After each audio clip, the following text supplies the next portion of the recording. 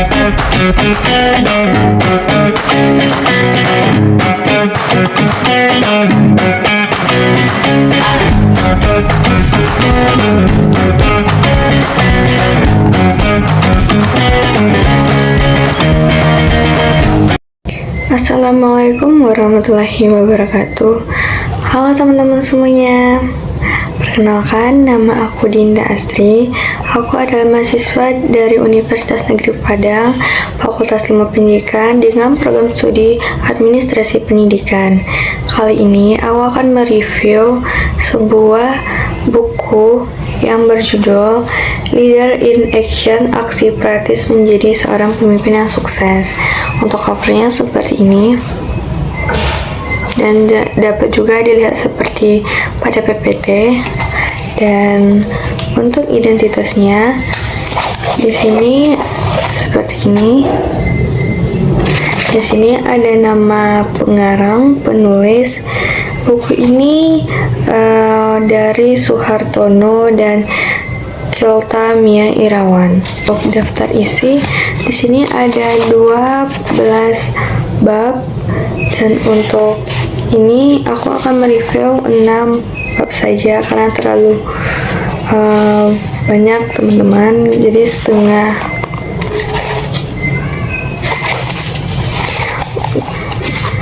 Ini seperti ini bukunya, belakangnya,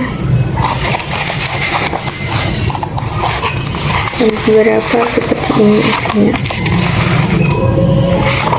Kita akan masuk pada bab 1 yang membahas tentang beradaptasi dengan lingkungan dan tantangan baru. Yang pertama itu konteks kepemimpinan masa kini. Dunia kerja saat ini berada dalam lingkungan yang volatil, tidak pasti, kompleks, dan ambigu. Perubahan bisa jadi datang dari mana saja, seperti teknologi, politik, sosial, hingga budaya organisasi itu sendiri. Dalam kondisi ini, seorang pemimpin tidak hanya dituntut untuk pandai memimpin, tetapi juga harus pandai beradaptasi.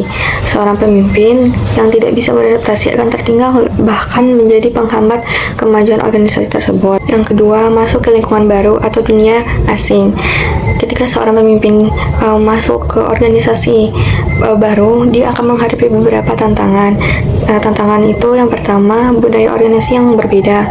Setiap organisasi pasti ada memiliki nilai, kebiasaan, dan gaya komunikasi tersendiri. Yang kedua, hubungan antar individu yang sudah terbentuk. Ini menciptakan dinamika sosial yang harus dipahami sebelum mengintervensi. Yang ketiga, proses dan sistem kerja yang unik, di mana kebiasaan kerja di tempat baru mungkin jauh berbeda dari tempat yang lama. Biasanya, seorang pemimpin yang baru masuk pada organisasi, dia akan langsung menerapkan perubahan besar tanpa perlu memikirkan budaya apa dan kondisi macam apa yang ada di dalam organisasi tersebut. Dan ini berakibatkan munculnya resistensi dan konflik internal. Untuk itu, kita harus perlu bersabar dan memahami terlebih dahulu seperti apa organisasi itu di dalamnya, baru kemudian melakukan intervensi yang strategis. Adaptasi sebagai kompetensi kepemimpinan. Adaptasi ini bukan hanya sekedar kemampuan teknis, tetapi melainkan kompetensi kepemimpinan yang strategis, karena yang pertama, fleksibilitas dalam berpikir dan bertindak, di mana seorang pemimpin harus menyiapkan gaya dan pendekatan yang dalam berbagai situasi, tidak hanya menerapkan satu gaya saja. Kedua, keterbukaan terhadap umpan balik, di mana pemimpin yang baik tidak deferensi terhadap kritik dan menggunakan perbaikan dari kritik tersebut. Yang ketiga, kemampuan untuk belajar, di mana banyak metode lama yang tidak relevan, dan sehingga membuat beberapa melepaskan pola pikir lama dan menyambut cara yang baru. Kedua, adaptasi bukan sekedar bertahan, tetapi tumbuh dalam perubahan tersebut. Tahap adaptasi seorang pemimpin yang baru. Adaptasi yang efektif memerlukan tahap yang sistematis. Yang pertama ada observasi, di mana kita harus mengenal orang-orang sistematis dan kebiasaan kerja dalam organisasi tersebut. Kenali tim, pelajari struktur organisasi, proses kerja, dan dinamika informal. Yang kedua, interaksi, di mana kita memulai menjalin komunikasi aktif dan membangun hubungan interpersonal dan tunjukkan empati, dan membangun juga kepercayaan terhadap antara anggota dan teman-teman lainnya. Yang ketiga, pemahaman konteks, mempelajari sejarah organisasi, nilai-nilai, dan latar belakang konflik atau keberhasilan di masa lalu.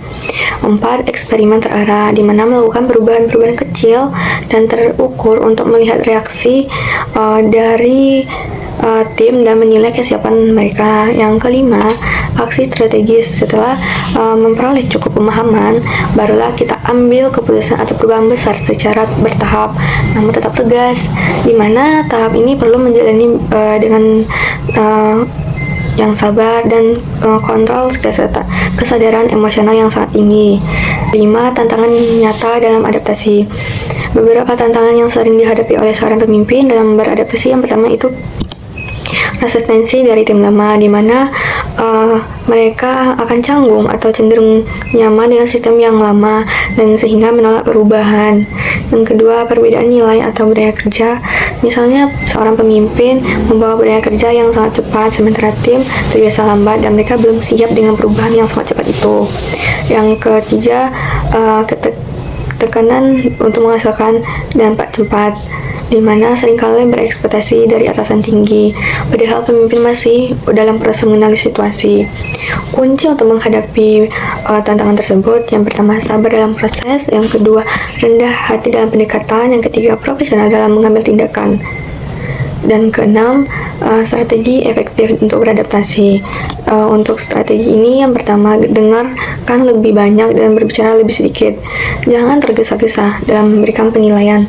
Dengarkan suara tim dan pahami permasalahan dan berbagai perspektif, tidak hanya dari satu arah saja. Yang kedua, bangun kepercayaan lewat karakter, bukan hanya jabatan. Interaksi dan berkata jujurlah dan konsistensi lebih baik dihargai daripada sekedar otoritas. Dan jadilah role model, bukan bos saja, tapi tunjukkan perilaku yang ingin kamu lihatkan kepada tim. Dan pemimpin efektif melakukan sebuah sikap ini. Selanjutnya, jangan takut mengakui bahwa kamu belum tahu. Sikap terbuka dan mau belajar bersama akan menumbuhkan rasa hormat dari tim. Yang terakhir, ciptakan squid wins, kemenangan kecil. Tindakan sederhana namun berdampak positif bisa memperkuat kredibilitas di mata tim. Kesimpulan dari bab 1 ini menekankan bahwa adaptasi adalah tahap awal yang krusial dalam perjalanan seorang pemimpin, di mana tanpa adanya adaptasi ini, seorang pemimpin akan sulit membangun relasi, memahami masalah, dan menghasilkan solusi yang tepat. Dengan adaptasi ini akan mempermudah seorang pemimpin. Adaptasi bukan hanya tentang menyerah pada lingkungan, tetapi melainkan menjadi bagian dari lingkungan untuk memimpin di dalam organisasi tersebut dengan cara efektif.